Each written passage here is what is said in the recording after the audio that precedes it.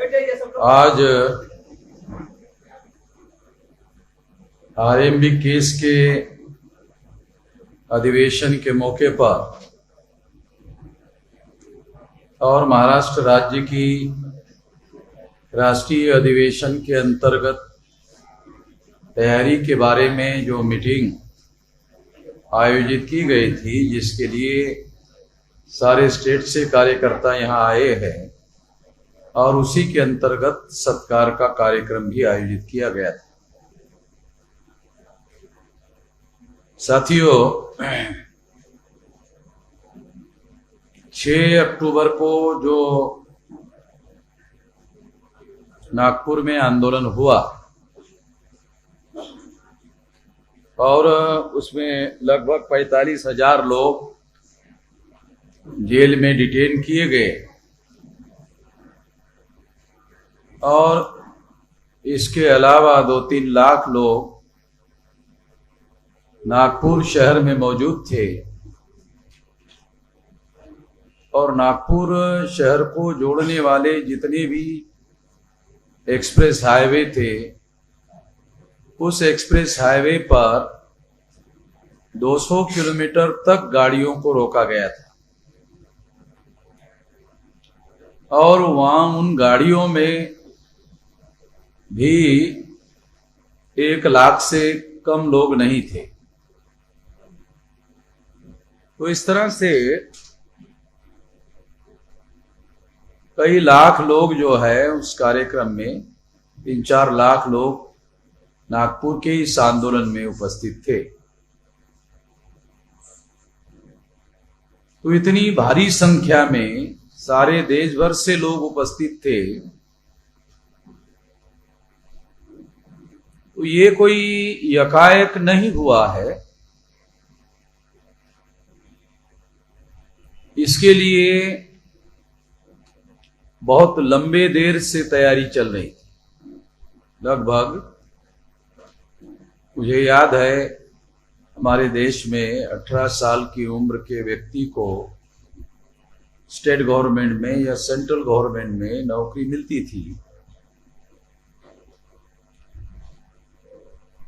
मुझे भी मेरिट के आधार पर बगैर इंटरव्यू के सेंट्रल गवर्नमेंट में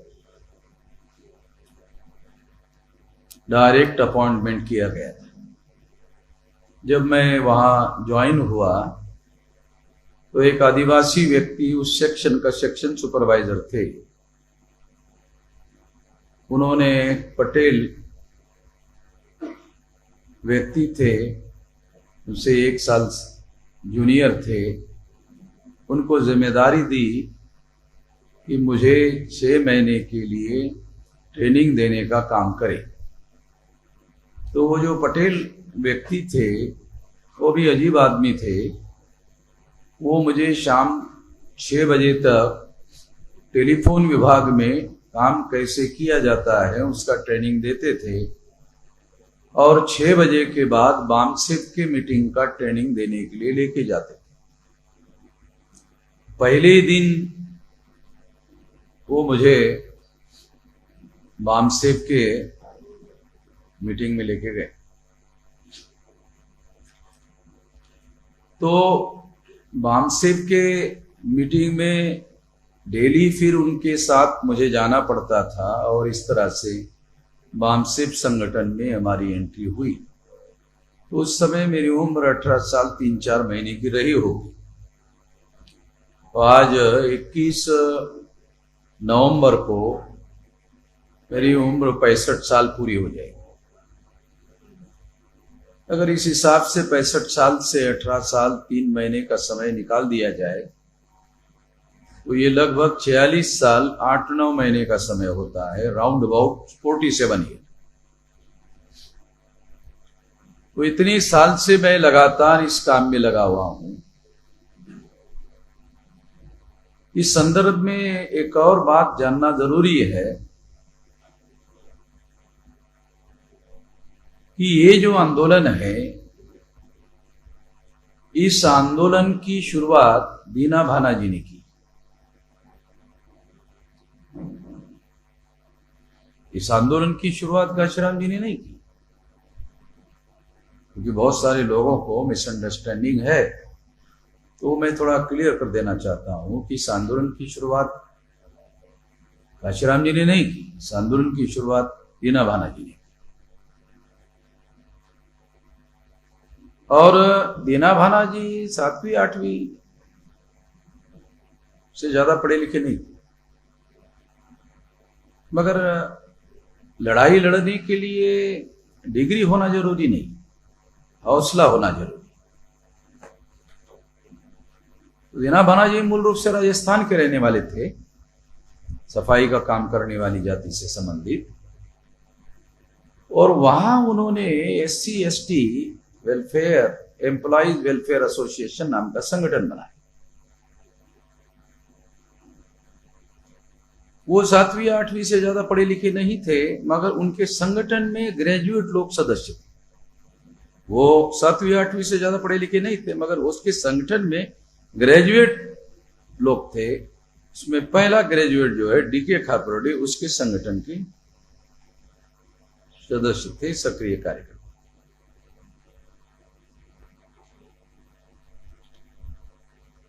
बाबा साहब अम्बेडकर के जन्मदिन के मुद्दे पर दीना भाना जी का जनरल मैनेजर, जो डिफेंस एक्सप्लोजिव का मैनेजर था, जनरल मैनेजर था, उसे झगड़ा हो गया। उसने बाबा साहब का नाम लेकर कुछ अपशब्द कहे, तो उसके विरोध में उसने आंदोलन किया। उसकी वजह से उस जनरल मैनेजर ने दीना भाना जी को सस्पेंड कर दिया। जब सस्पेंड कर दिया तो DK खापर्डे साहब ने सस्पेंशन का अंग्रेजी में जवाब लिख कर दिया। जनरल मैनेजर तो तमिलनाडु का ब्राह्मण था, वो एरोगेंट व्यक्ति था, उसको ब्राह्मण था। ब्राह्मण तो जन्मजात अहंकारी लोग होते हैं, वैसा मानकर चलते हैं कि वो ब्रह्मा के बाद दूसरा नंबर उनका ही है। तो फिर तो बड़ा सबसे बड़ा हो गया। तो बाबा साहब के बारे में जब आप शब्द कहे थे, उनको बर्दाश्त नहीं हुआ, तो उन्होंने उसके विरोध में आंदोलन किया, तो उसको सस्पेंड किया। तो उसका जवाब DK खापर्डे ने लिख कर दिया अंग्रेजी में। तो जनरल मैनेजर ने ये सोचा कि ये 7वीं 8वीं से ज्यादा पढ़ा लिखा आदमी नहीं है, तो ये अंग्रेजी में कैसे जवाब दे रहा है, कौन आदमी है इसके पीछे। तो उसको पता चला कि DK खापर्डे, उसको भी सस्पेंड कर। 2 सस्पेंड हो गए। जब 2 सस्पेंड हो गए तो ये 65-66 साल के दरमियान की बात है। आजादी मिलकर या संविधान लागू होके 10-15 साल हो गए। उस समय SC/ST के लोगों के संगठन नहीं हुआ करते, और जो होते थे उनकी मीटिंगें गार्डन में होती थी, ऑफिसेस नहीं होते। जैसे वामसिफ के ऑफिसेस है, तो 10-15 लाख रुपए हम साल का किराया देते हैं सारे देश में। तो वो उनका कोई ऑफिस नहीं होता था, तो गार्डन में उन्होंने मीटिंग करने के बाद उस मीटिंग में ये डिसाइड हुआ, खापर्डे साहब ने उनको बताया, जिस सेक्शन में वो काम करते थे डिफेंस एक्सप्लोजिव में, उसमें कुछ दिन पहले काशीराम जी ज्वाइन हुए थे। वो भी BSc ग्रेजुएट थे, खापर्डे साहब भी BSc ग्रेजुएट थे, जूनियर साइंटिफिक ऑफिसर के तौर पर।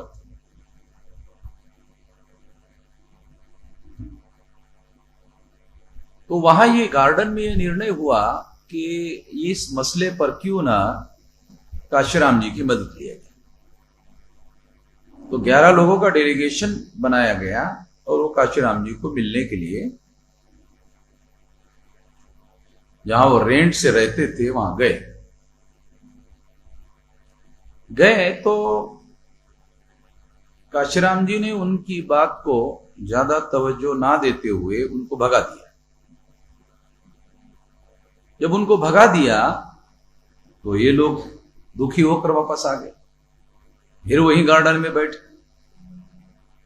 गार्डन में बैठकर फिर निर्णय किया कि काशीराम जी को साथ सहयोग करने के लिए और इस आंदोलन में साथ सहयोग करने के लिए हम लोग गए थे, मगर उन्होंने साथ सहयोग करने के बजाय धुतकार दिया, अपमान किया।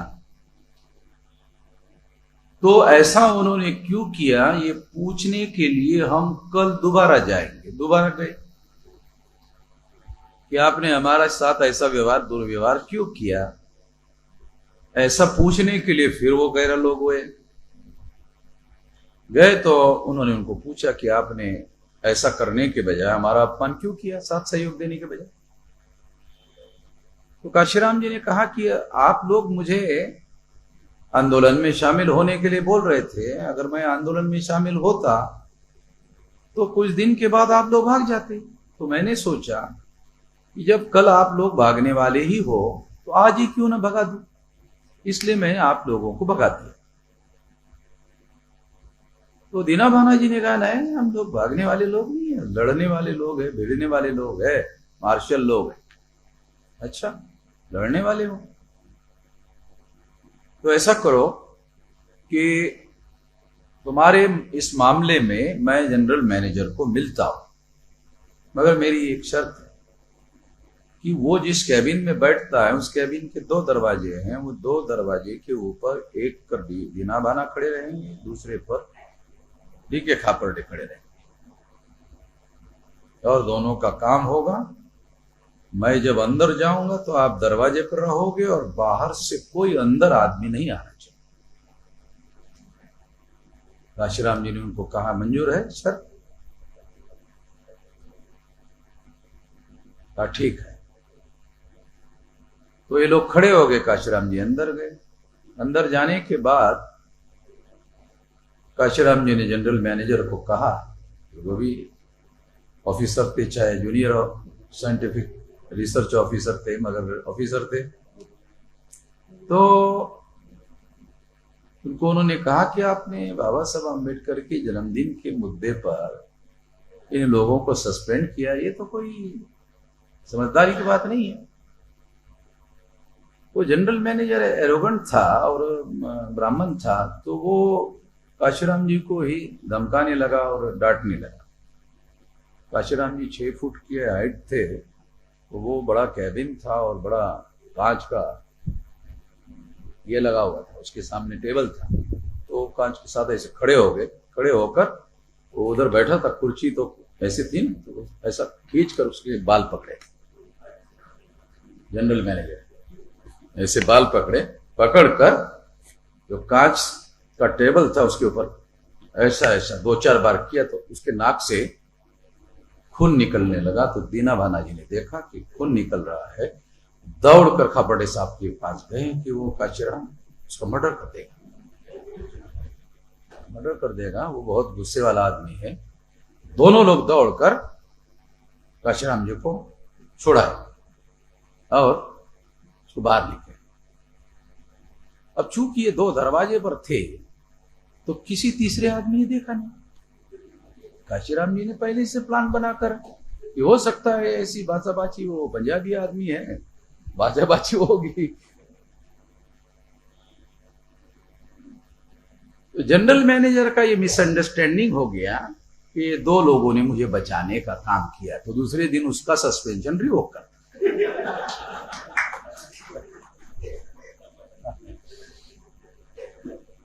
उनको मालूम नहीं था कि यही वो प्लानिंग में ही थे ये लोग।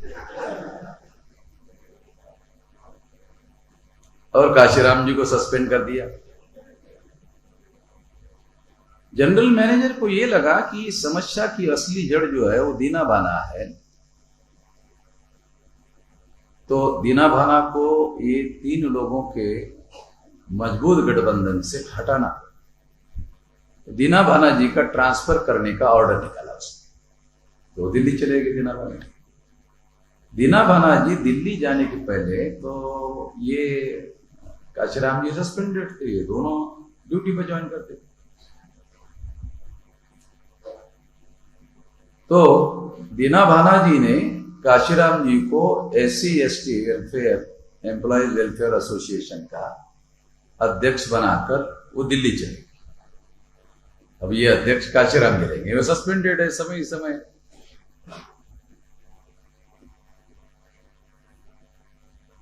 तो एक दिन रात के 9 बजे खबरडे साहब काशीराम जी को मिलने के लिए गए, तो काशीराम जी ने उनको कहा कि बाबा साहब अम्बेडकर की तुम बहुत बातें करते रहते हो, उनका कोई किताब विताब है क्या? कहा है, चलो दे दो एक किताब। काशीराम जी को एनिहिलेशन ऑफ कास्ट नाम का जो किताब है बाबा साहब का, वो पढ़ने के लिए खबरडे साहब ने काशीराम को दिया रात के 9 बजे। दूसरे दिन जब सवेरे 9 बजे कापरडे साहब उसको मिलने के लिए गए, तो काशीराम जी उसी कुर्सी में बैठे थे जिस कुर्सी में बैठे हुए खबरडे साहब ने उसको वो लेटर दिया था, उसी कुर्सी में बैठे।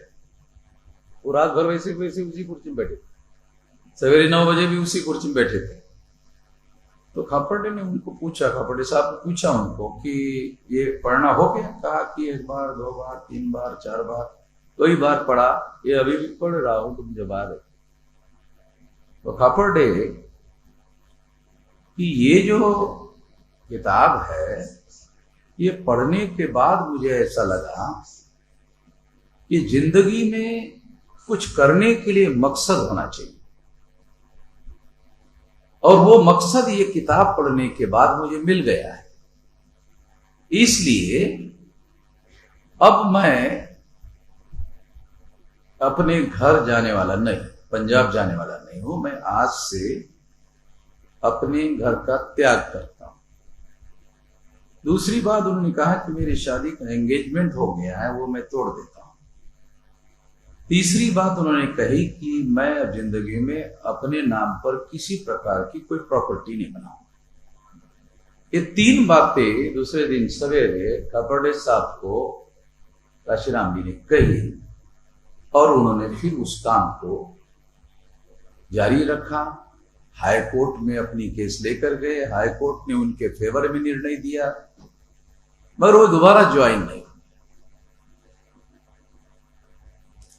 जो SC/ST welfare employees welfare association नाम का संगठन था, जब उन्होंने एनिहिलेशन ऑफ कास्ट नाम का किताब पढ़ा, तो काशीराम जी को ऐसा लगा कि ये जो दीना भाना जी ने संगठन बनाया है, ये जो मकसद बाबा साहब अम्बेडकर ने एनिहिलेशन ऑफ कास्ट में बताया है, वो पूरा करने के लिए ये संगठन पर्याप्त नहीं, दूसरा संगठन बनाना। तो काशीराम जी ने 6 दिसंबर 1973 को the all India backward bracket में SC/ST OBC and minorities communities employees federation, इस तरह से बामसेफ बनाए। B for backward, A for and, M for minorities, C for communities, E for employees, F for federation. इस तरह का नया संगठन बना 6 दिसंबर 73 को। चूंकि ये साइंटिफिक रिसर्च ऑफिसर थे जो भी है, तो उनका दिमाग रिसर्च टाइप से काम करता था, रिसर्च टाइप थिंकिंग करते थे। तो उन्होंने 6 दिसंबर 73 को जो बामसेफ संगठन बनाया, उसका नाम दिया तारीख के लिए कंसेप्शन ऑफ बामसेफ, कि आज इस संगठन की गर्भधारणा हुई है। और 6 दिसंबर 78 को बोट क्लब जो राष्ट्रपति भवन के सामने है, वहां उन्होंने बर्थ ऑफ बामसेफ का नेशनल कन्वेंशन, साइंटिफिक तरीके से सोचने वाले व्यक्ति थे काशीराम। यानी हमारे जैसे लोग होते तो वो 6 दिसंबर को ही उसकी स्थापना दिवस बनाते, तो उनका ऐसा नहीं था। वो कहते ये कंसेप्शन ऑफ बामसेफ है, और 6 दिसंबर 78 को बामसेफ का जन्म हुआ। जन्म का उन्होंने कार्यक्रम लगाया, उस कार्यक्रम का नाम था बर्थ ऑफ बामसेफ कन्वेंशन। तो 5 साल तक वो संगठन गर्भ में रहा, उसके बाद उसका जन्म। इसी तरह से जब संघर्ष करने वाला संगठन बनाया तो उसका नाम रखा काशीराम जी ने BS4।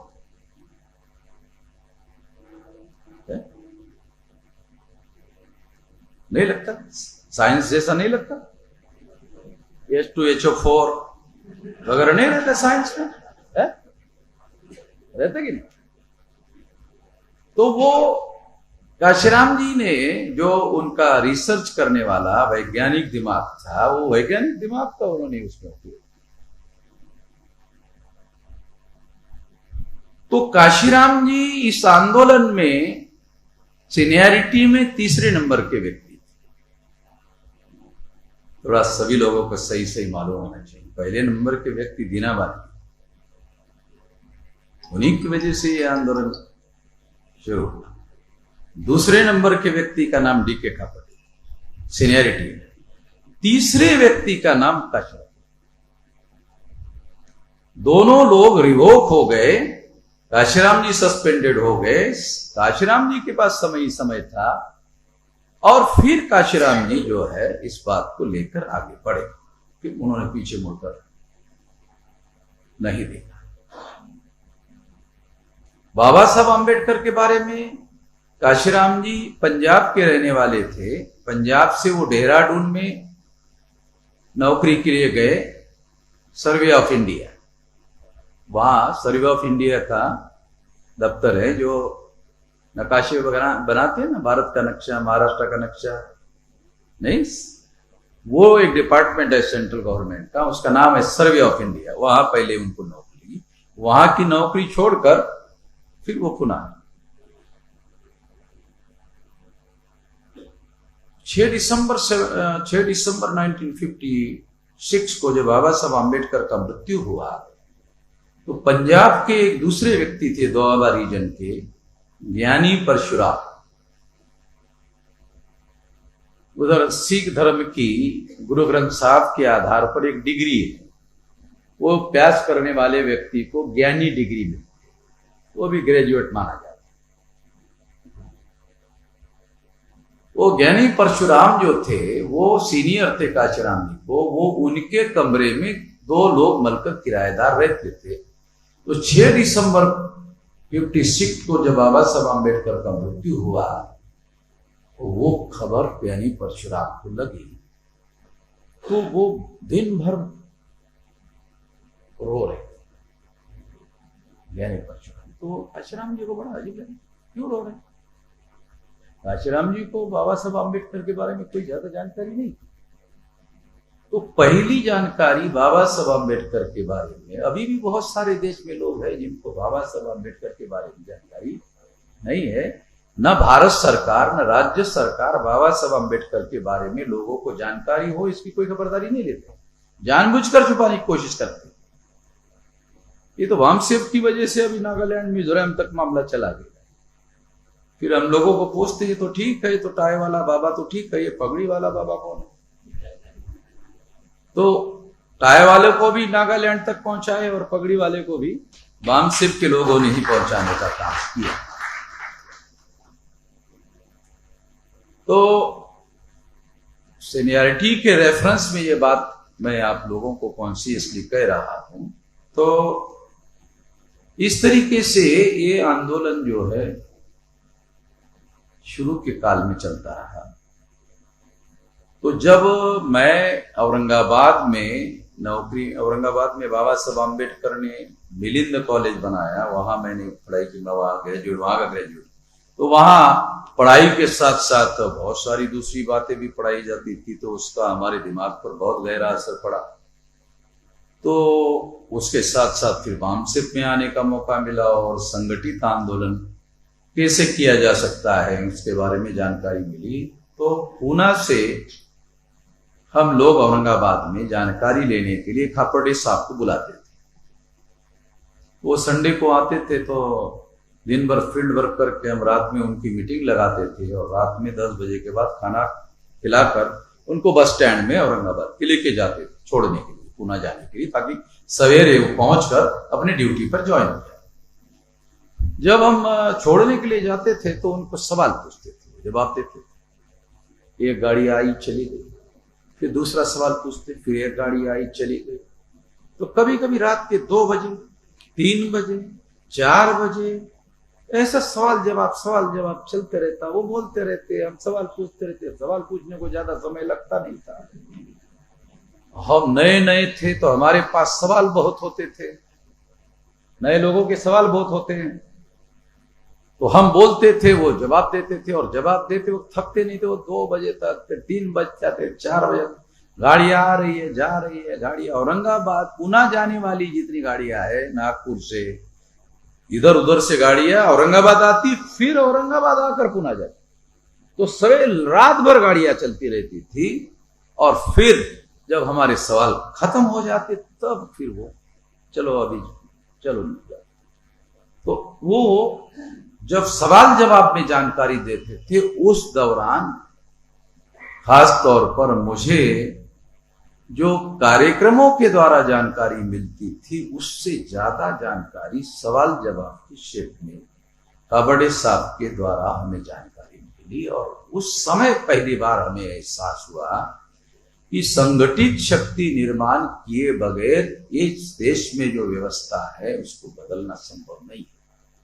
ये एहसास मुझे उस समय जब मैं नौजवान था, 18 साल 3-4 महीने की मेरी उम्र थी, उस समय मेरे मन में ये बात बहुत गहराई से घर कर गई कि संगठित शक्ति निर्माण किए बगैर बड़ा काम नहीं कर सकते, बड़ा बदलाव नहीं कर सकते। काबड़े साहब का देहांत 2000 में हुआ और बीडी बोलकर कमिश्नर हो गए थे, तो वह जिम्मेदारी लेने के लिए तैयार नहीं थे। तो मेरे ऊपर राष्ट्रीय अध्यक्ष होने की जिम्मेदारी आई तो मैंने संगठन को संगठित शक्ति में रूपांतरित करने का कार्यक्रम बनाया पहली बार। 14 अप्रैल 84 को काशीराम जी ने बहुजन समाज पार्टी की स्थापना दिल्ली में विठल भाई पटेल हाउस के सामने जो मैदान था वहां घोषित किया। मैं वहां था। जब मैं वहां था तो वहां उन्होंने कहा 14 अप्रैल 84 को कि 13 स्टेट में 140 जिलों में बामसेफ संगठन है और आज 31 राज्यों में 567 जिलों में 4000 से ज्यादा तहसीलों में 22,000 से ज्यादा ब्लॉक में और 1.5 लाख से ज्यादा गांवों में संगठन का जाल फैला है। 25-30 करोड़ रुपया साल में हमारे लोग निधि देते हैं। यहां तक रिसोर्सेस हमने जनरेट की। रिसोर्सेस जनरेट करने की बहुत बड़ी समस्या काशीराम जी के समय में थी। बहुत बार जो है उन लोगों को दिल्ली के ऑफिस में केवल चने खाकर रहना पड़ता था, तो रिसोर्सेस मिलते नहीं थे। ये सारी बातें हमारे सामने होती थी तो हमको जानकारी थी। और इस बात को ध्यान में रखते हुए मैंने सबसे पहले संगठन में 2 पॉइंट प्रोग्राम शुरू किया। एक ज्योग्राफिकल नेटवर्किंग और दूसरा सोशल नेटवर्किंग। ज्योग्राफिकल नेटवर्किंग में हमने कार्यक्रम बनाया है 31 राज्यों में। हम सारे देश भर में जितने जिले हैं, नॉर्थ ईस्ट रीजन के जिले छोड़ दिए जाए तो नॉर्थ ईस्ट रीजन के जिले अगर छोड़ दिए जाए तो मेरा कागज देखो,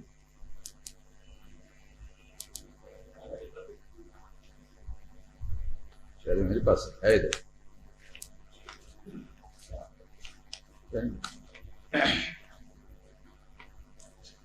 तो 31 राज्यों में जो जिले हैं वहां आप संगठन बनाने का भौगोलिक नेटवर्किंग का कार्यक्रम हमने बनाया, घोषित किया और उस पर सारे देश भर में मैं घूमने लगा। आपको कुछ लोगों को, नए लोगों को हैरानी होगी, रेल के 2 महीने की टिकट मेरे पास है। इधर ही रहते थे। कभी कभी तो टीटी को डाउट होता था। एक बार टीटी ने पकड़ा था, ये इतनी कैसे का टिकट है इतने टिकट कैसे है आपके पास? तो मैंने उसको कहा तुम्हारे डिपार्टमेंट को पूछो, वो 2 महीने पहले टिकट बुक करने के लिए का नियम बनाया, मैंने 2 महीने का एक साथ बुक कर लिया। अच्छा। उसको पहली बार समझ में आया कि हाँ 2 महीने का भी बुक हो सकता है। उसने ऐसा पैसेंजर भी पहली बार देखा। तो मेरा एक टिकट जैसे कम होता मैं टेलीफोन से दूसरा बना लेता। जहां मैं जाता कार्यक्रम के लिए वहां उसको बुक करने के लिए बोल देता, फिर उसमें ऐड कर देता, जो हो गया फेंक देता। ऐसा अभूतपूर्व कार्यक्रम डेली मैं रेल में ही रहता तो रेल ही मेरा घर हो गया।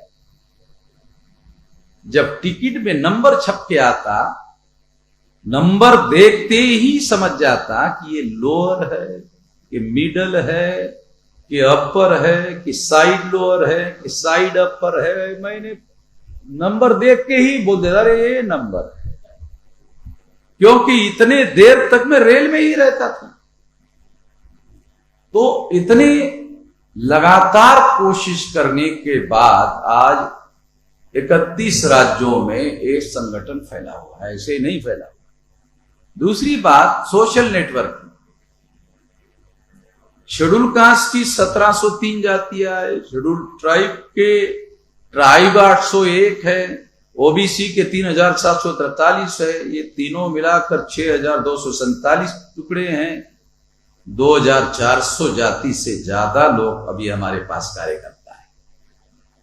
जिस प्रदेश में जाओ उस प्रदेश के जाति के लोग। तो अनुभव के आधार पर हमने ये देखा कि ये जो सोशल नेटवर्किंग है उसमें जो ज्यादा जागृत जातियां है वही हमारे संगठन में आ रही है। जो जागृत नहीं है वो हमारे मीटिंगों में और संगठन में नहीं आ रही है। तो इसलिए हमने शेड्यूल कास्ट के 3 संगठन बनाने का प्लान बनाया। Schedule caste, most backward schedule caste, extreme backward schedule caste.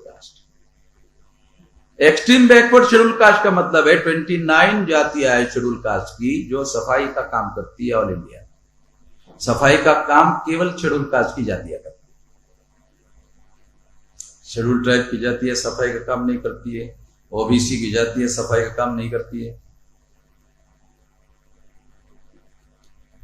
All India में सफाई का काम जो है वो शेड्यूल कास्ट की जातियां करती है। और 1703 में से 29 जातियां सारे देश भर में सफाई का काम करती है।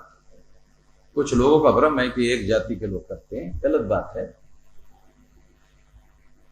तो उनका अलग संगठन बनाया जाए, उनका अलग नेतृत्व निर्माण किया जाए, उनका कैडराइजेशन अलग किया जाए, उनका कैडर बेस ऑर्गेनाइजेशन बनाया जाए, उनको ऑब्जेक्टिव आइडियोलॉजी प्रोग्राम के तहत तैयार किया जाए। इस तरह का कार्यक्रम बनाया गया सोशल नेटवर्क। यह अभूतपूर्व बात थी। केवल SC ST OBC माइनॉरिटी का कहने से 6247 जाति के लोग इकट्ठा नहीं हो सकते। इस बात को ध्यान में रखते हुए योजनाबद्ध तरीके से सोशल नेटवर्किंग का कार्यक्रम बनाया गया। आदिवासी ऐसे लोग हैं, जहां बस्तर में जाओ तो आपको बस्तर में आप लोग देखकर हैरान हो जाओ कि आदिवासी आज 75 साल हो गए आजादी को हासिल हो गए, भाव कपड़े नहीं पहनते।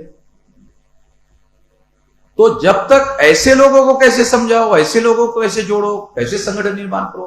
तो आदिवासियों के भी आदिवासी schedule tribe, most backward schedule tribe, फिर उसके बाद नोमेडिक ट्राइब। नोमेडिक ट्राइब का हमने ऑल इंडिया का संगठन बनाया है। ये अनिल माने और हमारे आड़े साहब, ये नोमेडिक ट्राइब के लोग हैं। ऑल इंडिया की जिम्मेदारी दोनों के ऊपर है। देश भर में लोग, देश भर में जब नेटवर्किंग होगा, वामसिप तो बेसिक संगठन है, हर जिले में है, तो हर जिले में अगर ढूंढा जाए तो ये सभी प्रकार के जाति के लोग मिल जाते हैं। उनको अगर मीटिंग लेकर के समझाया जाए तो वो लोग जुड़ते हैं। नोमेडिक टाइप के बाद में एमबीसी जो ओबीसी कहा जाता है, उस ओबीसी में 2-4 जातियां ही है अगड़ी, बाकी सारी मोस्ट बैकवर्ड जाती है। महाराष्ट्र का बात ले लो, कुनबी, तेली, माली, आगरी, और कोई है? नाम ही नहीं आते। 272 ओबीसी की जातियां है मात्र, वो सारी जातियां मोस्ट बैकवर्ड है, और वो शासन प्रशासन में कहीं है नहीं। उनको, उनके अंदर न कोई कॉन्शियसनेस है, न जागृति है, न पॉलिटिकल कॉन्शियस है। तो इसलिए मोस्ट बैकवर्ड क्लासेस के लोगों का संगठन बनाया जाना चाहिए, बैकवर्ड क्लास का संगठन बनाया जाना चाहिए, और उस संगठन का नेतृत्व उसी जाति समूहों के लोगों को दिया जाना चाहिए, उसका कैडराइजेशन भी करना चाहिए। तभी उन लोगों को संविधान क्या है समझ में आएगा, संविधान में क्या लिखा हुआ है और उसका क्या फायदा कैसे लिया जा सकता है। ये सारा काम, ये हमारी जिम्मेदारी, बामसेफ की जिम्मेदारी। जो लोग बाबा साहब आंबेडकर, ज्योतिराव फुले, शाहू महाराज के आंदोलन का फायदा लेकर आगे निकल गए, ये उन लोगों की जिम्मेदारी है, सोशल रिस्पॉन्सिबिलिटी है, मॉरल रिस्पॉन्सिबिलिटी है, कि जो पीछे रह गए हैं उनको आगे लाने की जिम्मेदारी उन लोगों की है। इसीलिए कांचीराम जी ने बामसेफ जब बनाया तो बामसेफ का ऑब्जेक्टिव बनाया टू पे बैक टू सोसाइटी, टू पे बैक टू सोसाइटी।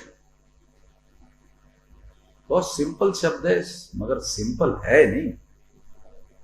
टू पे बैक, जो पीछे रहे हुए लोग हैं उसके लिए काम करने के लिए संगठन बनाया है। जो आगे आ गए हैं वो आगे आ गए। बामसेफ सैलरी बढ़ाने का संगठन नहीं है। अभी सैलरी बढ़ाने का कोई आंदोलन किया हम लोगों ने? बामसेफ ने जिंदगी में कभी कोई सैलरी बढ़ाने का काम नहीं किया, न कोई आंदोलन किया।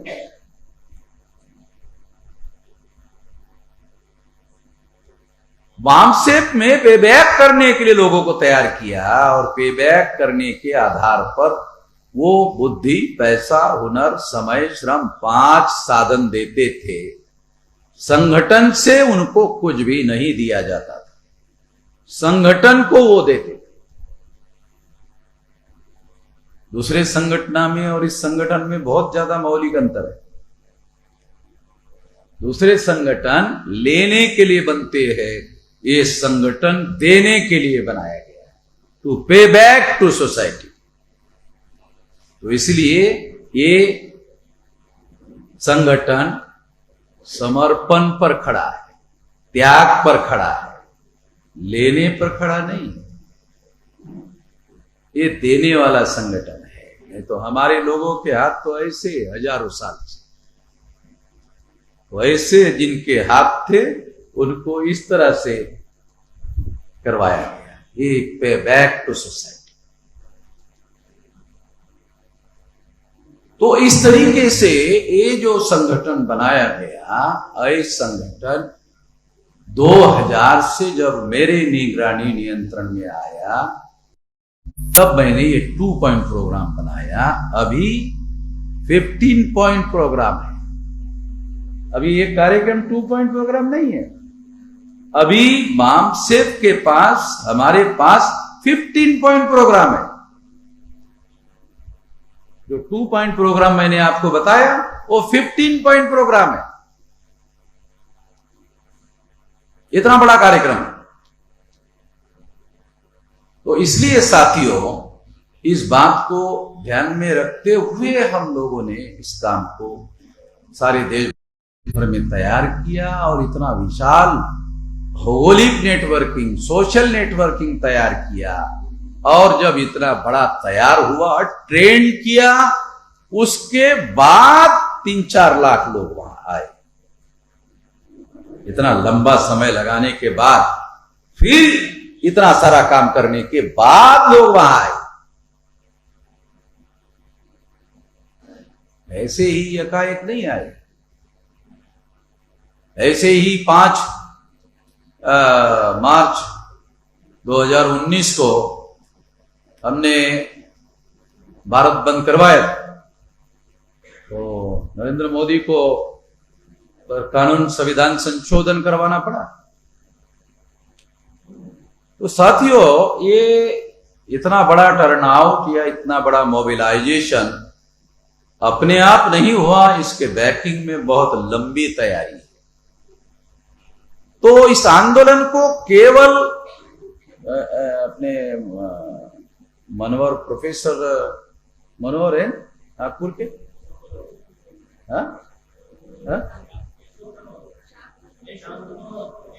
यशवंत मनोहर,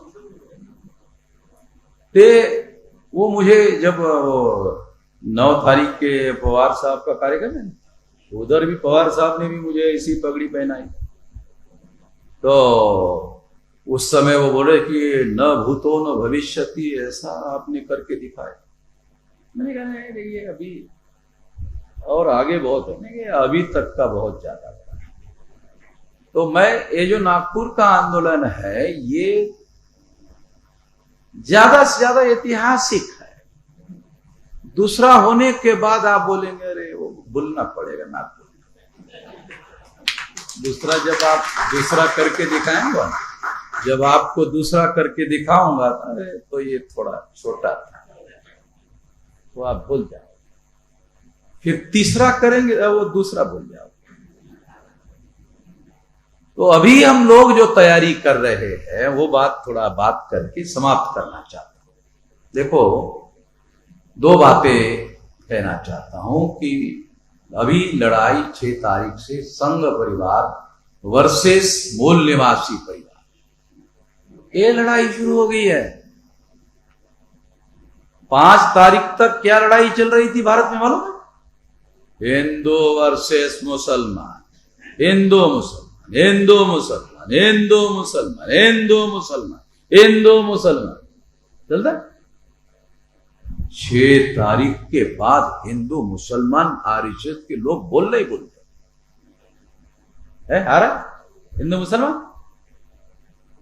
बड़ी वजह है, बेवजह चुप नहीं हुए, बड़ी वजह है।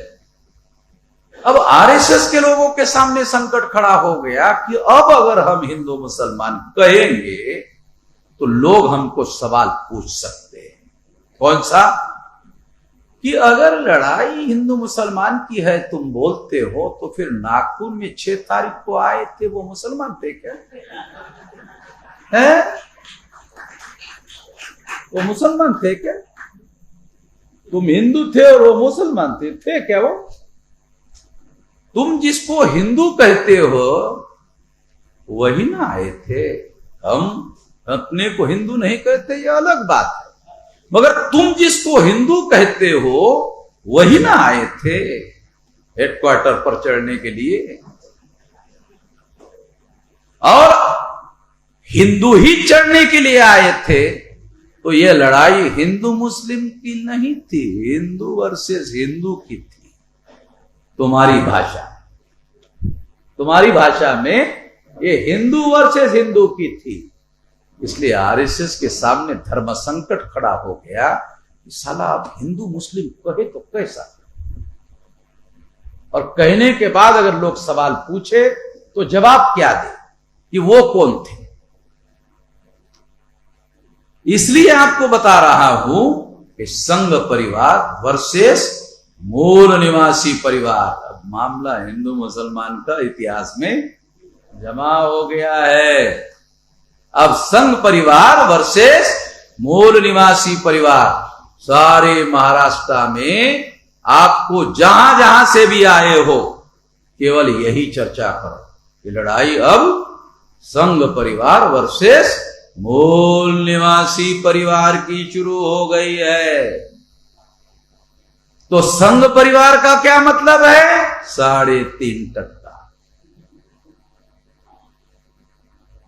जो 6% क्षत्रिय है वो मुझे बिहार में, दिल्ली में, राजस्थान में और उत्तर प्रदेश में क्षत्रिय राजपूत लोग मिलने के लिए आए।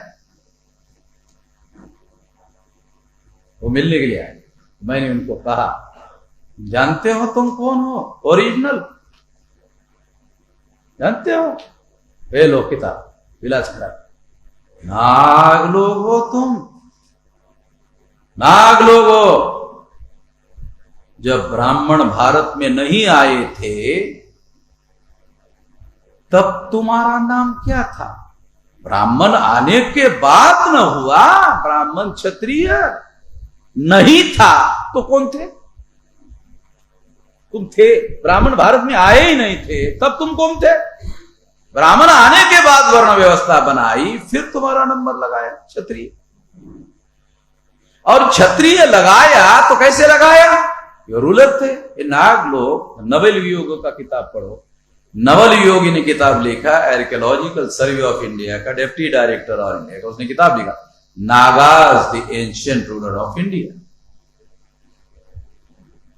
ये नाग लोग रूलर थे।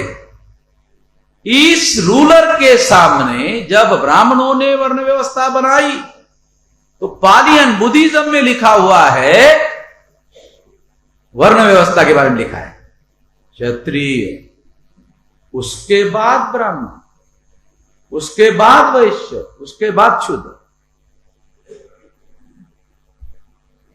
ब्राह्मणों ने पहली बार जब वर्ण व्यवस्था बनाई तो वो ऐसी थी क्षत्रिय, क्योंकि सारा साम्राज्य क्षत्रियों का था।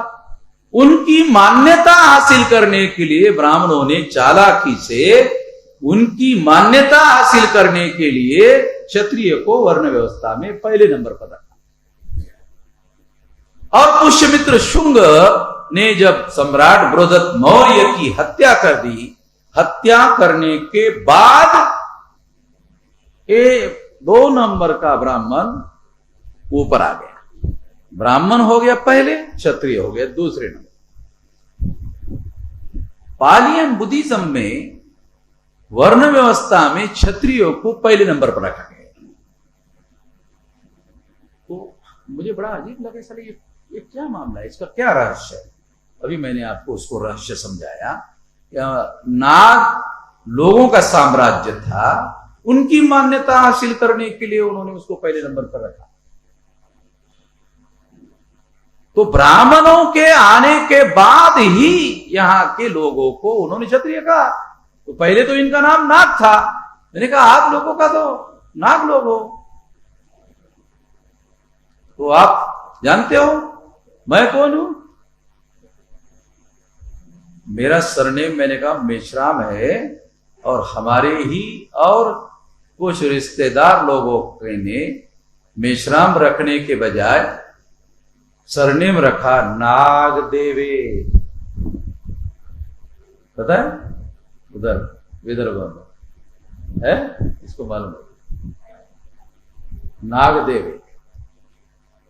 तो हमारे कुछ रिश्तेदार नजदीकी जो है उनका सरनेम नागदेव, नाग है, इधर नाम भी नाग।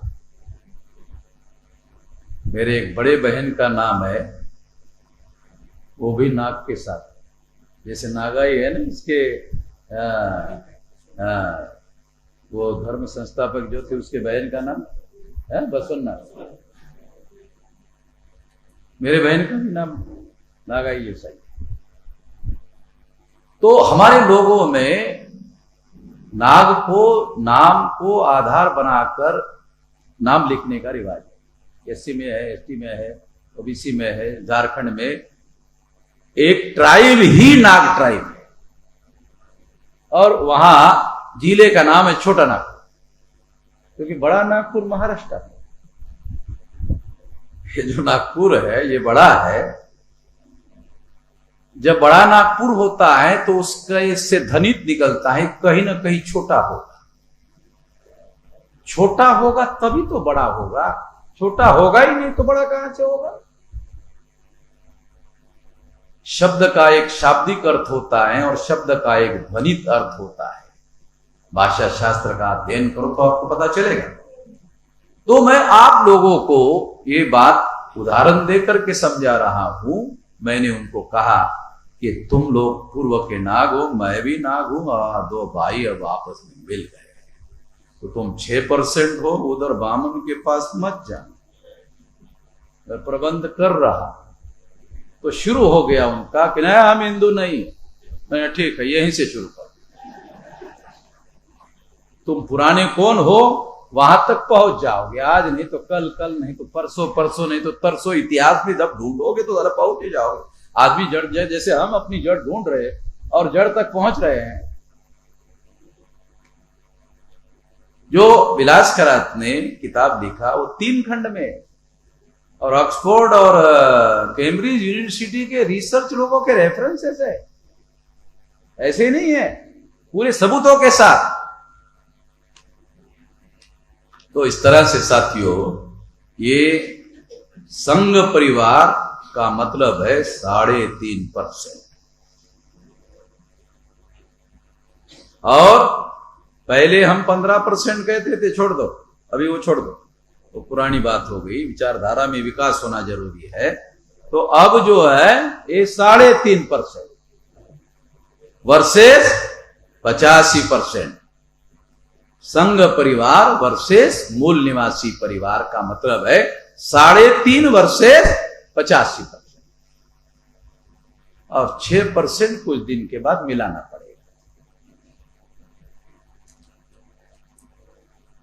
अगर वो लोग ब्राह्मणों का सपोर्ट करना बंद कर दे, क्षत्रिय और राजपूत, तो ब्राह्मणों की स्थिति बहुत ज्यादा भारत में कमजोर हो।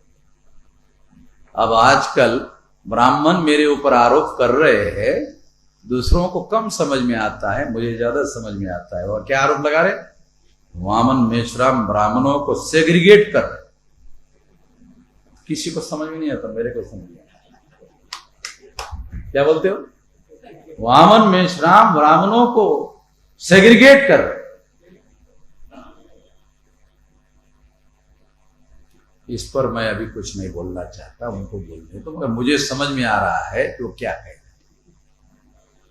साथियों, मैं आपको ये बात समझा रहा हूं, इसका प्रोपेगेंडा का।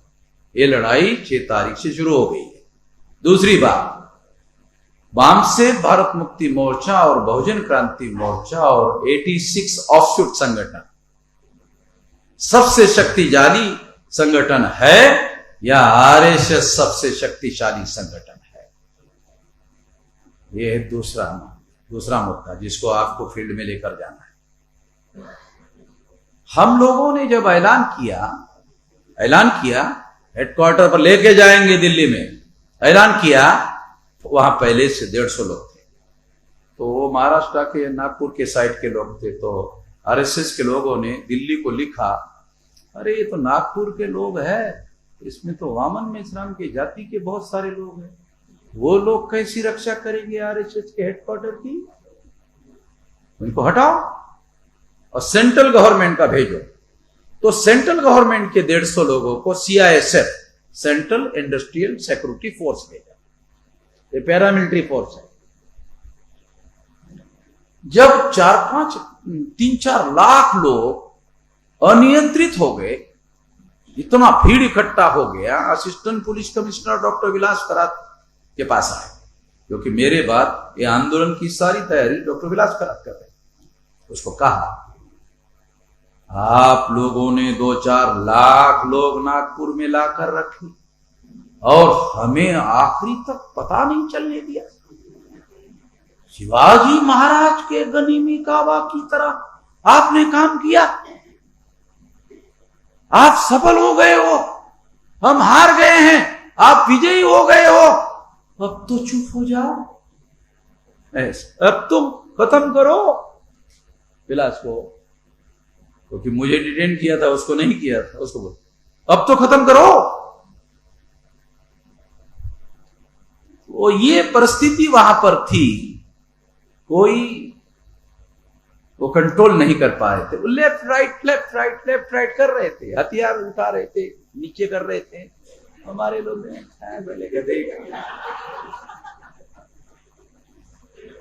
उनको ऐसा लग रहा था कि ऐसा करने से डर जाएंगे, उनको मालूम ही नहीं है ये कौन लोग है। ये साले भीमा कोरेगांव की औलाद है,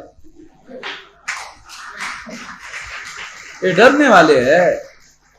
500 लोगों ने 28,000 पेशवा ब्राह्मणों को मारा, इधर 2-3 लाख लोग हैं और तुम्हारे 8,000 पुलिस है।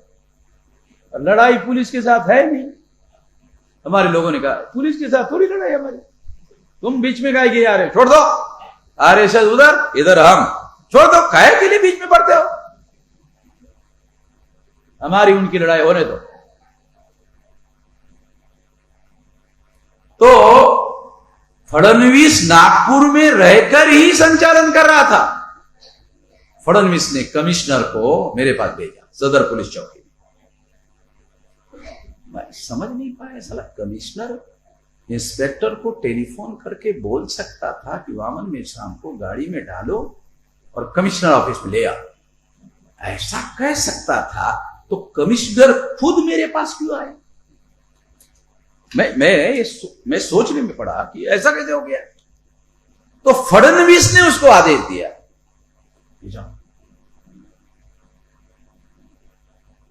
जब वो आया तो कुर्सी में ठीक से बैठ नहीं पा रहा था और असिस्टेंट पुलिस कमिश्नर को मेरे पास भेजा कि कमिश्नर साहब बुला रहे हैं। मैं कहा चलो।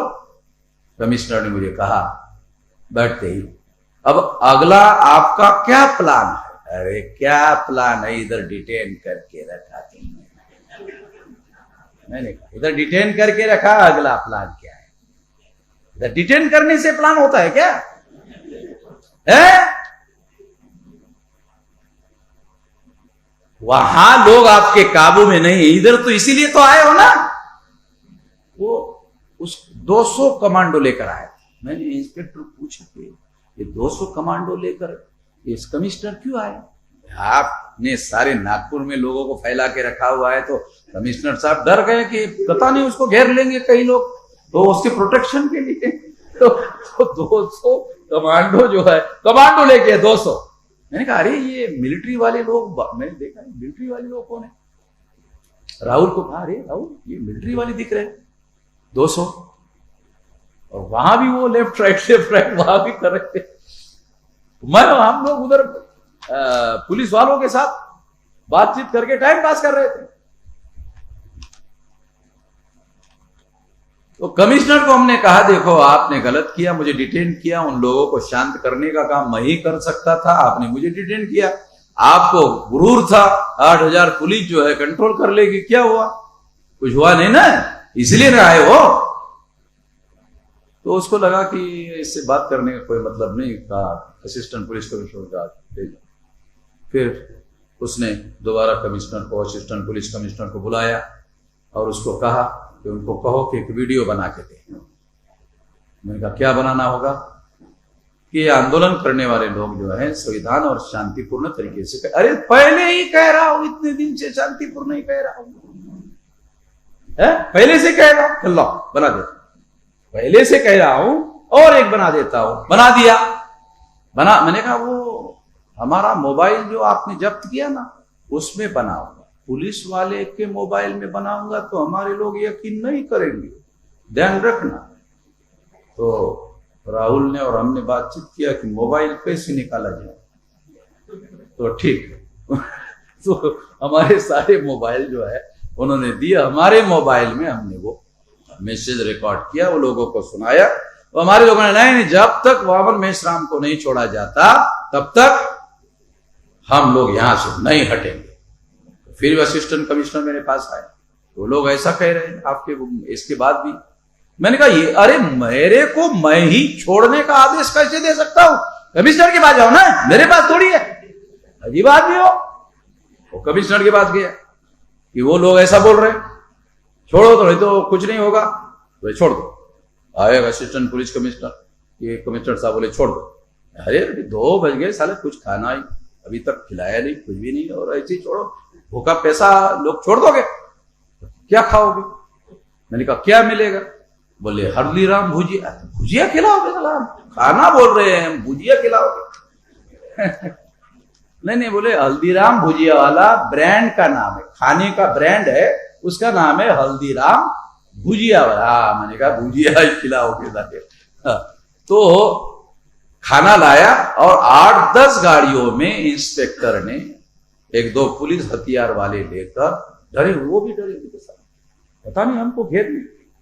इनकी सारी फौज नागपुर में 8-10 गाड़ियां लेकर के मुझे पीके मेश्राम के घर में छोड़ा।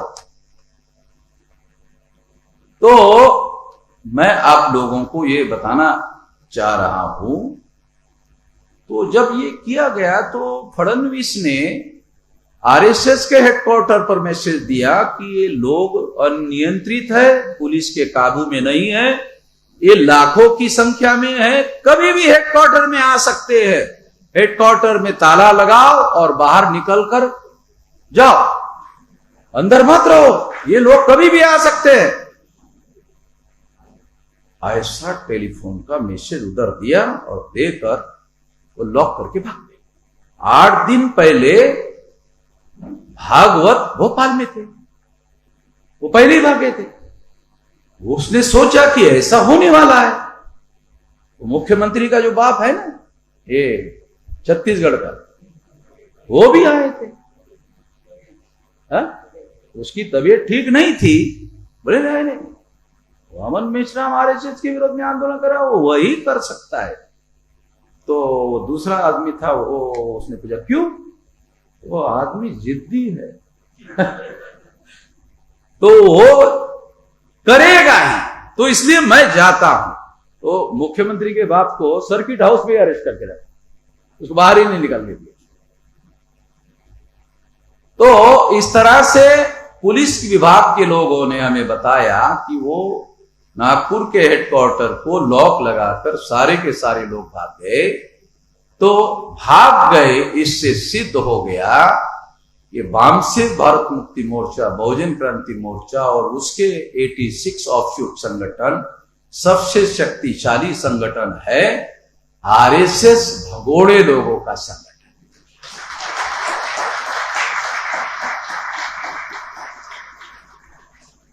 ये गिरोह है, गिरोह। ये कहते राष्ट्रवादी है,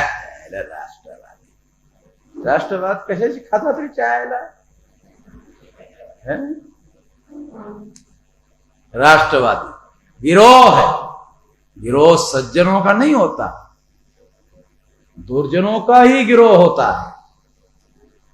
तो इन लोगों को हमने वहां से भागने के लिए मजबूर किया। उससे प्रमाणित हो गया कि हम ज्यादा शक्तिशाली संगठन है। कौन ज्यादा शक्तिशाली है? वाम से भारत मुक्ति मोर्चा, बहुजन क्रांति मोर्चा और ऑफशूट संगठन या आरएसएस? हम ज्यादा शक्तिशाली संगठन है। ये दूसरी बात लोगों को गांव गांव में फैला, लोगों का मनोबल बढ़ेगा। मनोबल बढ़ेगा तो लोग ज्यादा संख्या में आपके समर्थन में आए। समर्थन पर आपका विजय निश्चित है। जितना ज्यादा समर्थन बढ़ेगा उससे विजय निश्चित होगा। 2023 तक 10 साल, 2 साल की तैयारी करने के आधार पर नागपुर का हुआ। 30 तक 10 साल तक अब हम लोगों को 6 लाख गांवों तक संगठन बनाना है, 6.5 लाख गांव। और ये करने के लिए 674 जिलों में इतने कार्यकर्ता, लीडिंग कार्यकर्ता ढूंढने, और 6000 तहसील में 6000 कार्यकर्ता ढूंढने। बस इतने लोग अगर भूमिका निर्वहन करे तो 2030 तक 6 लाख गांव का संगठन खड़ा हो जाएगा। और अगर संगठन खड़ा हो गया तो 6 लाख इंटू 2 कार्यकर्ता अगर तैयार किए, 12 लाख, 10 तैयार किए, 6 लाख इंटू 10 60 लाख। अभी कितने थे? 3.5 है? तो 60 लाख ज्यादा होते कि कम होते है? 60 लाख लोगों सड़कों पर उतरेंगे तो क्या होगा? होने वाला ही है। क्योंकि मुझे तो आंख लगा के दिखाई देता है, तुम लोगों को शायद आंख खुली रख के भी दिखाई नहीं देता होगा। क्यों? क्योंकि मैं डेली तैयारी कर रहा हूं, तो मुझे मालूम है तैयारी से ये लोग निकले हैं तो आने वाले भी समय में निकलेंगे। तो 6 लाख गांव में संगठन खड़ा होगा। लोग तो हमारी है, एससी के, एसटी के, एनटी के, डीएनटी के, विजेएनटी के, एमबीसी के, ओबीसी के, माइनॉरिटी, लोग तो हमारी है। मुस्लिम भाइयों को हमने कहा था तुम मत आना। कहा क्यों? आएंगे, नहीं तुम मत आना। क्यों? उन्होंने कहा क्यों? आरएसएस के लोग भी हमको हिंदू कहते हैं, तुम भी हमको हिंदू कहते हो, तो तुम मत आना। हिंदू हिंदू की होने दो। आरएसएस के लोग भी हमको हिंदू कहते हैं, तुम भी हमको हिंदू कहते हैं। हिंदू है नहीं मगर फिर भी कहते हो। होने दो हिंदू हिंदू की, तुम बताओ, तुम देखो। तो आने वाले समय में जब ये संगठन का जाल इतना फैल जाएगा, 2 लोग तैयार होंगे तो 12 लाख, 10 लोग तैयार होंगे तो 60 लाख, 100 तैयार होंगे 6 करोड़, 200 तैयार होंगे 12 करोड़, 250 तैयार होंगे 15 करोड़। 15 करोड़ लोग सड़क पर अगर उतर गए तो भारत का जितना रेलवे ट्रैक है, ट्रैक पर लोग बैठ जाएंगे, चने खाते रहेंगे, मुरमुरे खाते रहेंगे, पानी पीते रहेंगे, बैठे रहेंगे। बैठे रहने से रेल चलेगी नहीं, बंद भारत हो गया, रेल बंद, सारे रोड बंद, साला रोड का ट्रैफिक बंद, ट्रक बंद। ठीक है, जब रोड बंद होगा तो हवाई जहाज पकड़ने के लिए जाने वाले लोगों का रोड बंद, तो हवाई जहाज तो रहेंगे, बैठने वाले पैसेंजर ही नहीं रहेंगे तो हवाई जहाज बंद। समुद्री जहाजों में कच्चा माल डालने वाले ट्रक बंद, रेल बंद, तो जहाज समुद्री वही खड़ा रहेगा, हो समुद्री जहाज बंद। तो इसका मतलब है हर जगह बंद बंद बंद बंद। जब बंद हो जाएगा, 15 करोड़ लोग सड़कों पर उतरेंगे, तो फिर देश चलाने वाले लोग बोलेंगे कि अब हम नहीं चला सकते, तुम चला। हो गया, राम नाम सत्य। सिंपल तरीका, कोई हथियार उठाने की कोई जरूरत नहीं, लकड़ी उठाने की जरूरत, केवल अपने लोगों को जगाओ, लोगों को तैयार करो, लोगों को सहभाग करो।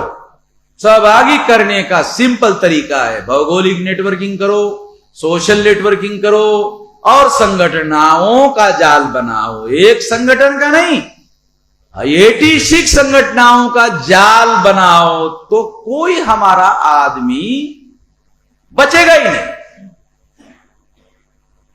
कोई नहीं बचेगा।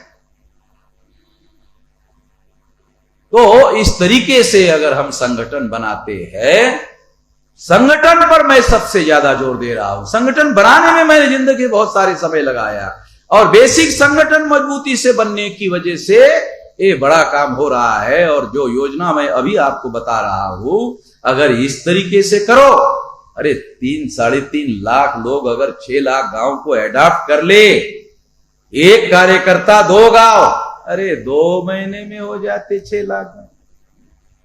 केवल एक कार्यकर्ता 2 गांव, 3 लाख इंटू 2 6 लाख। 1-2 गांव एडॉप्ट करना कठिन है। इस तरीके से ये आंदोलन विशाल जन आंदोलन में रूपांतरित हो जाएगा। और जब ये विशाल जन आंदोलन में रूपांतरित हो जाएगा, तो हमें कोई हथियार उठाने की जरूरत नहीं है, लकड़ी उठाने की जरूरत नहीं है। 15 करोड़ लोगों पर कोई गोली चलाने वाले नहीं। गोली चलाने वाले की जो चलाएगा ना, उसका कुछ नहीं बचेगा। दुनिया में कोई ऐसा उदाहरण नहीं है, कोई उदाहरण ही नहीं है। जो भी ईदी अमीन जैसा अफ्रीका का, वहां की जनता जागृत हो गई, उसको भाग जाता। कोई डिक्टेटर जनशक्ति के सामने दुनिया की कोई जनशक्ति डिक्टेटर की चलती नहीं है। तो ये जानना समझना बहुत जरूरी है। लोगों के साथ सलाह करो, लोगों के साथ मशवरा करो, लोगों के साथ जागृत करो और जागृत करके संगठित करो। यही हमारा फार्मूला है। इसलिए थोड़ा ज्यादा समय लगा। ये तरीका अपना, यही कामयाब तरीका है। अगर इस कामयाब तरीके को आपने अमल में लाने का काम किया तो सफलता निश्चित है।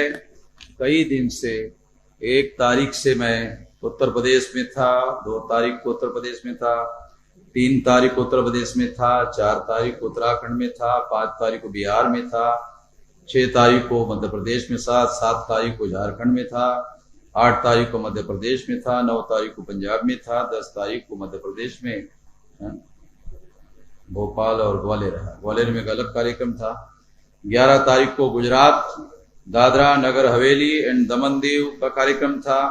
12 तारीख को राजस्थान में, 13 तारीख को महाराष्ट्र और गोवा। तो ऐसे ये 28 तारीख तक और 4 तारीख का कार्यक्रम 4 दिसंबर को तमिलनाडु में और कन्याकुमारी तमिलनाडु में, केरला में नहीं है, कन्याकुमारी तमिलनाडु में। तो हमारे लोग कभी भी कहते हैं कश्मीर से कन्याकुमारी, तमिलनाडु में कन्याकुमारी है। तो ये तमिलनाडु की मीटिंग 4 दिसंबर को है। विक्की चौधरी जो है हमारा वर्धा का कार्यकर्ता, वहां लगा हुआ है। और इस तरह से सारे देश भर में ये डेली की मेरी मीटिंग ये है। कल बेंगलोर में कर्नाटक स्टेट की है। तो इस तरह से डेली सारे देश भर में तैयारी चल रही। अभी मेरी 65 साल की उम्र हो गई, तो कुछ लोग ऐसा सोचते हैं कि 58 साल में आदमी रिटायर्ड हो जाता है। तो वामन मेश्राम साला 65 साल में भी रिटायर्ड नहीं हो रहा है, टायर्ड भी नहीं हो रहा है। शारीरिक क्षमता से आदमी नहीं काम कर सकता, इच्छा शक्ति के बल पर आदमी काम करता है। मोहम्मद अली जिन्ना को 4थे स्टेट की टीबी की बीमारी थी। आज कैंसर सबसे बड़ी बीमारी मानी जाती है, एड्स बहुत बीमारी मानी जाती है बड़ी। उस समय 50 के दशक में टीबी सबसे बड़ी बीमारी थी, 4थे स्टेट की थी। उसका फैमिली डॉक्टर कंट्रोल नहीं कर पाया, तो बॉम्बे का सबसे एक्सपर्ट डॉक्टर के पास मोहम्मद अली जिन्ना को लेकर गए। मोहम्मद अली जिन्ना को जांचने के बाद मोहम्मद अली जिन्ना को अपने टेबल के सामने बिठा कर बताया कि जिन्ना साहब, मैं हैरान, कहा क्यों? आपको 6 महीने पहले मर जाना चाहिए था, आप जीवित क्यों है? यही मुझे समझ में नहीं आ रहा। आपके शरीर को जांचने के बाद आपकी जो बीमारी है वो इतनी ज्यादा बढ़ गई है कि आपको 6 महीने पहले मर जाना चाहिए था, आप जीवित ही कैसे? समझ में नहीं आ। जिन्ना ने डॉक्टर को जवाब दिया, पाकिस्तान लिए बगैर मरने वाला नहीं हूं, ध्यान रखना डॉक्टर। पाकिस्तान मिल गया, मिलने के कुछ दिन बाद मोहम्मद अली जिन्ना का ध्यान। तो आदमी शारीरिक बल के आधार पर उतना काम नहीं कर सकता जितना इच्छा शक्ति के बल पर काम करता है। और इच्छा शक्ति मकसद के साथ जुड़ी हुई है। जब तक मकसद पूरा नहीं होता, जैसे मैं आपको एग्जांपल दूं, मैं देहाती आदमी, देहात में क्या होता है, माँ डेढ़ बेड पर रहती है कि मेरा बेटा दिल्ली में नौकरी करता है, उसको एक बार देखना है, बाकी लोगों को बोलते एक बार देखना है, आखिरी, तब तक उसका प्राण ही नहीं निकलता। उसका ऑब्जेक्टिव है एक बार देखना है। तो दिल्ली से जब बेटा आता है, वो बेटे को देखती है, बेटा उसको देखता है, चली जाती है। यानी किसी न किसी मकसद के आधार पर इच्छा शक्ति प्रबल होती है। अगर आप अपनी इच्छा शक्ति प्रबल करना चाहते हो, बड़ा काम करना चाहते हो जिंदगी में, तो किसी न किसी मकसद के साथ जोड़ो अपने आप को, तो आपके शारीरिक बल की ताकत बहुत ज्यादा बढ़ जाएगी। मैं डेली ट्रैवलिंग करता हूं, एक दिन ट्रैवलिंग की तो लोग दूसरे दिन आराम करते हैं। मैं डेली ट्रैवलिंग, अभी ट्रैवलिंग से आया, पूना आया, पूना से फिर गाड़ी से यहाँ आया, अब कल मैं बेंगलोर जाऊंगा, बेंगलोर से फिर आऊंगा। तो ये इच्छा शक्ति के बल से होता है, शारीरिक शक्ति के बल पर नहीं होता है। और हमारी इच्छा शक्ति भारत का मूल निवासी आजाद हो, शासक वर्ग हो, इसमें मेरा प्राण अटका हुआ है। ये तभी निकले।